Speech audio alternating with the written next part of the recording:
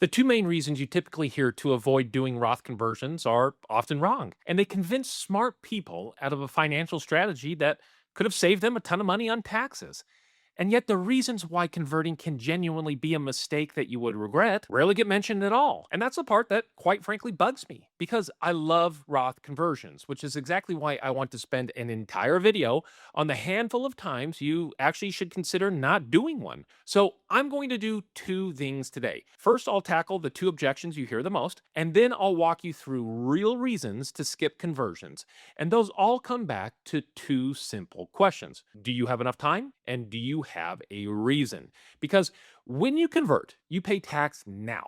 So the money can grow and come out tax free later. So you're really buying a future benefit with a cost today. And that trade only pays off if two things are true. First, you need a long enough runway for that tax free growth to build up and surpass the tax that you paid today. And second, you need a reason for that tax free money to matter, whether it's your own long retirement, or a spouse who will outlive you, or someone you want to leave it to. When you have those reasons, converting is usually a wonderful move and it can save a household well into the six figures. When one of those is missing, it starts to kind of fall apart. Let's start with the two objections that you hear the most. The first is Medicare. You'll hear that converting increases your income, and higher income can mean a surcharge on your Medicare premiums. So you should hold back and prevent that from happening.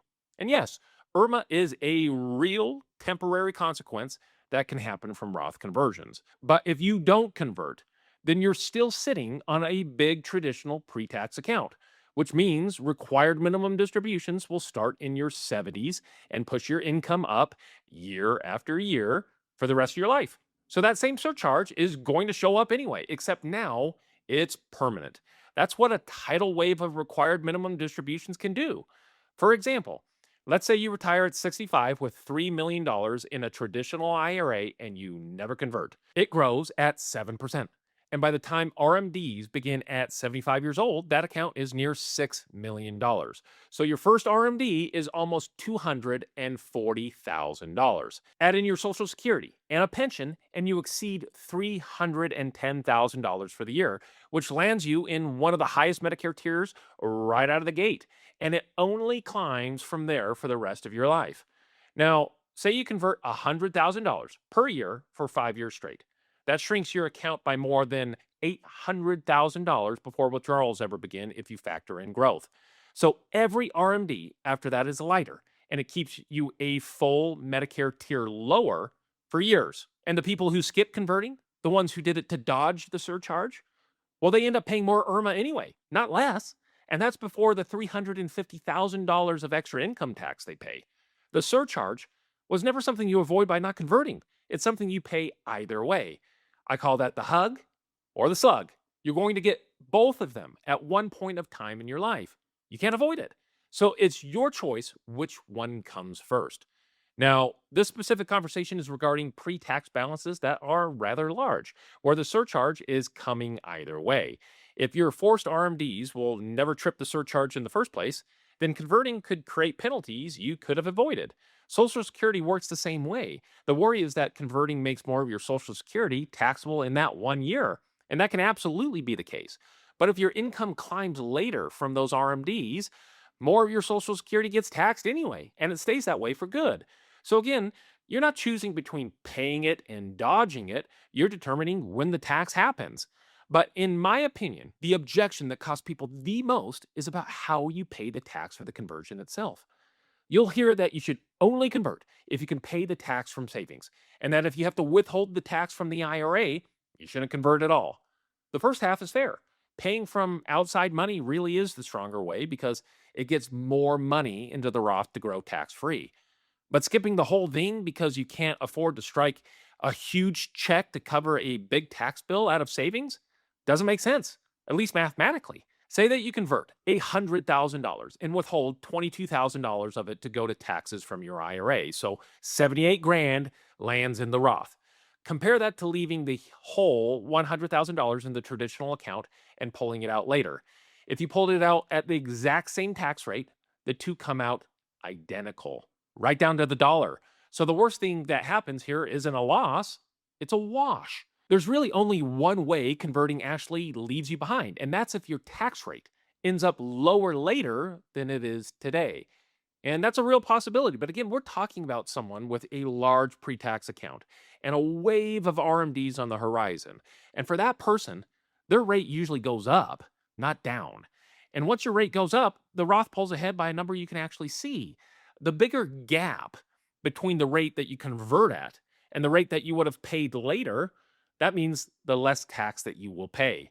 And it's roughly $1,000 saved per every $100,000 converted for every 1% of tax increase. Now, let's go back to our $3 million example. If you pay every dollar of tax straight from the IRA, nothing out of pocket, converting still leaves you ahead by around $400,000 over the course of a 30-year retirement. And that number increases more if tax rates ever rise. Paying from savings is still the most effective way, but paying from the IRA is still worth it. The one real exception is if you're under 59 and a half years old, and that's because the piece that you pull out for taxes can create a penalty. But for a retirement age household, that isn't a concern to be worried about. Now, let's get to the reasons that actually should give you pause. Every one of them is that same question showing up again and again. Either you don't have enough time or you don't have enough reason. The first is health and age. What a conversion really buys you is years of tax-free growth, and growth needs time to work. Convert it in your early 60s and you give that Roth 20 or 30 years to build into something that genuinely matters. But convert at 78, and it only gets a few years before you're spending it right back down. So it never becomes much of anything. Health does the same thing to the math at any age, because if the road ahead is shorter than, say, the 8 or 10 years it takes to break even, you'd be paying a big tax bill for a benefit you don't live to enjoy. Either way, you paid full price to create a Roth you never gave time to grow. It's like planting a tree the year before you sell the home. It's the same amount of work, it costs the same amount of money, but you never get to sit in the shade. The one thing that changes this is if you have a younger spouse or an heir, because then the clock isn't just yours, it's theirs too, and the Roth keeps growing for all those extra years. The second reason is if you're single. One of the strongest reasons to convert is something called the widow's penalty. When one spouse passes, the surviving spouse starts filing as a single person, and the single brackets are tighter. So the very same income suddenly gets taxed more aggressively. Moving money into the Roth ahead of time is one of the best ways to soften that reality. But if you're single, that risk isn't part of your picture at all. So one of the biggest arguments for a large conversion simply doesn't apply to you. Obviously, there are still many reasons why single people should consider conversions, but the widow's penalty is not one of them. The third reason is when there's really no one you're planning to leave it to. Again, legacy play here. A huge part of what makes conversions so powerful is handing tax-free money to your heirs.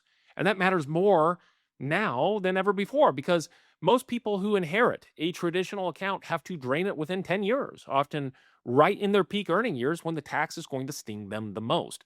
A Roth spares them from that. But if leaving a legacy isn't one of your goals, that whole benefit comes off the table and the conversion has to stand alone on your own lifetime. And the fourth reason is if you give to charity. Once you're 70 and a half years old, you can give straight from your IRA to a charity through what is called a qualified charitable distribution, or QCD. And that gift isn't taxed, and it can even cover the withdrawals that you'd otherwise be taxed on. So if you already plan to give a chunk of your money away, converting it first means you paid tax on money that could have reduced your RMDs and be given tax-free anyway. For the piece that you plan to give, converting actually works against you. So carve that part out first. Leave it in the traditional account before you convert anything. So when you line all of these up, the real reasons to skip a conversion aren't about Medicare or withholding taxes from your IRA. The real reasons come back to your life. If you've got the years ahead of you and a reason for the tax-free money to matter, whether that's a long retirement of your own, a spouse, or an heir, a conversion is one of the best moves you can make with your savings. But if you don't have time or you don't have a reason, then it's completely okay to pass. And if you've ever like a hand applying any of this to your own situation, you'll find a link right below in the description whenever you're ready to schedule your complimentary phone call with us to answer your retirement questions. Just remember, the difference between worrying about retirement and enjoying it usually isn't more money. It's about taking the time to inspect what you already have and building a plan around it. As always, I appreciate you spending part of your day with me, and I'll see you in the next video.